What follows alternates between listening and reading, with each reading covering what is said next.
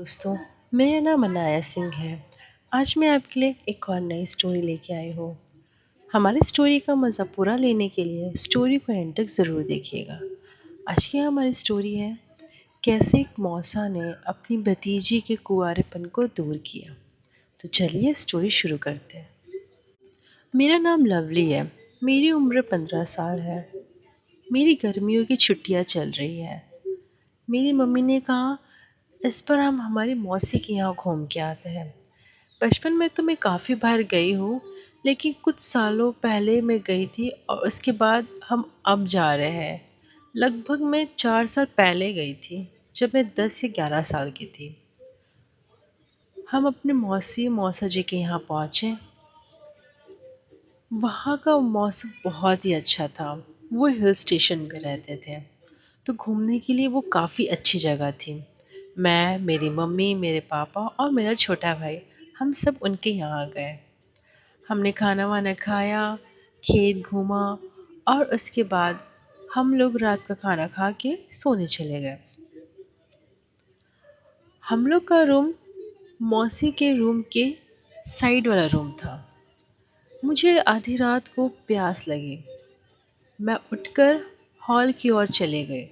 जैसे मैं पानी लेके आ रही थी अपने रूम की ओर, मैंने देखा कि मौसी जी के रूम की लाइट चालू है और कोई सिसकियाँ सी आवाज़ आ रही है।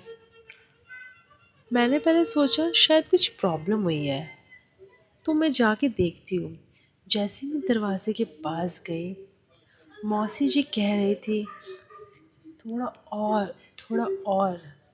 मैंने कहा ये क्या चीज़ है। उसके बाद मैं थोड़ा और पास गई और दरवाजे के छोटे से छेद से मैं उन्हें देखने लग गई। मैंने देखा मौसी जी के ऊपर मौसा जी थे और वो कुछ कर रहे थे। उस चीज़ को देखकर मैं बहुत उत्साहित हो गई। मेरा भी मन वो करने को करा।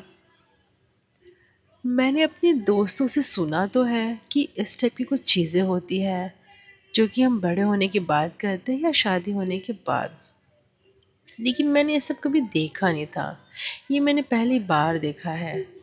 तो मैं बहुत ज़्यादा एक्साइटेड थी और मैंने सोचा काश मैं भी ये सब चीज़ कर पाती, लेकिन अभी मैं छोटी थी। मैं अपने रूम की ओर चले गई और जाके सो गई। दूसरे दिन मैं माँ मौसी जी और मौसा जी दोनों को बस नोटिस ही करते रह गए और अपने मन को मार के रह गए। उस रात भी मैं पानी पीने के बहाने से उठी और उनके दरवाजे के बाहर खड़े होकर सुनने लगी और देखने लगी। आज फिर वो वही कर रहे थे। मेरा ध्यान नहीं था और गलती से मौसा जी ने मुझे देख लिया। मैं जल्दी से अपने रूम की ओर दौड़ी और जाकर सो गई। अगले दिन मैं शर्मा रही थी। मुझे लगा मौसा जी क्या सोचेंगे कि मैं ये सब देख रही थी। मैं मौसा जी से अपनी नज़रें बचा के इधर उधर हो रही थी।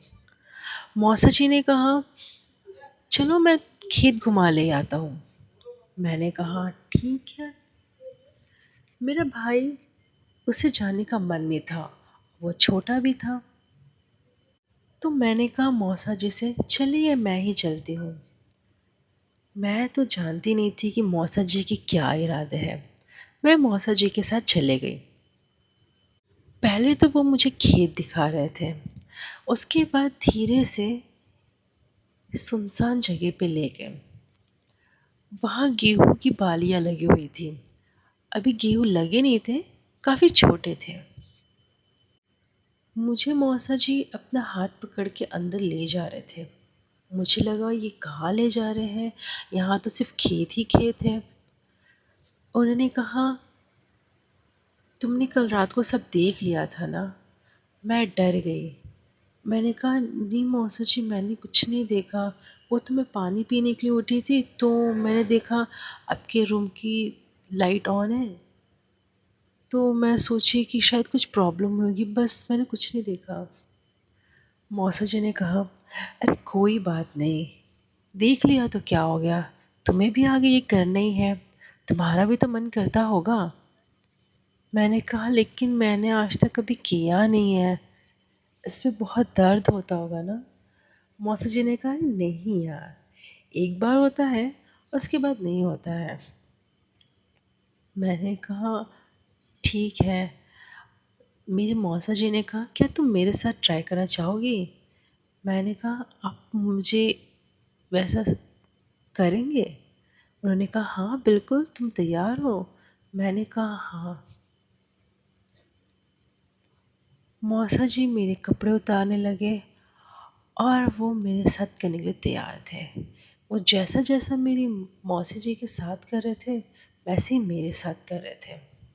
ये मेरा पहली बार था, तो मुझे बहुत दिक्कतें आ रही थी। लेकिन मौसा जी ने ये सब नहीं देखा और एक ही बार में मुझे ढेर कर दिया। मैं भी सुस्त हो गई। मुझे मज़ा तो आया, लेकिन मुझे दर्द काफ़ी हो रहा। मैं और मौसा जी घर आ गए। मैं थोड़ी सुस्ताई थी और मुझे बहुत दर्द भी हो रहा था। मम्मी ने कहा क्या हुआ? तबीयत तो ठीक है, जब तुम गई थी तब तो ठीक थी, अब क्या हो गया? मौसा जी ने कहा नहीं कुछ नहीं, बस अब सब सफ़र से आए हैं तो थकावट हो गई होगी, इस वजह से। अब तो जब जब मौसा जी मौसी जी के साथ करते, उसके बाद मुझे छत की ओर ले जाते और मेरे साथ भी वही सब करते। शुरुआत में मुझे बहुत तकलीफ़ होती थी, लेकिन अब मुझे काफ़ी मज़ा आने लगा। इस तरीके से मेरे मौसा जी ने मेरे कुँवारेपन को दूर किया। अब तो मेरा मन होता है कि मैं हर गर्मियों की छुट्टी में मेरे मौसी मौसा जी के यहाँ जाऊँ, क्योंकि मुझे पहला सुख तो मेरे मौसा जी ने दिया था, मैं उसे कैसे भूल सकती हूँ। अगर आपको स्टोरी पसंद आई हो तो स्टोरी को एक लाइक कीजिएगा, चैनल को सब्सक्राइब कीजिएगा, बेल आइकन पे क्लिक कीजिए ताकि स्टोरी अपलोड होते ही आपको नोटिफिकेशन मिल जाए और आप स्टोरी का पूरा मज़ा ले सकें। Thank you.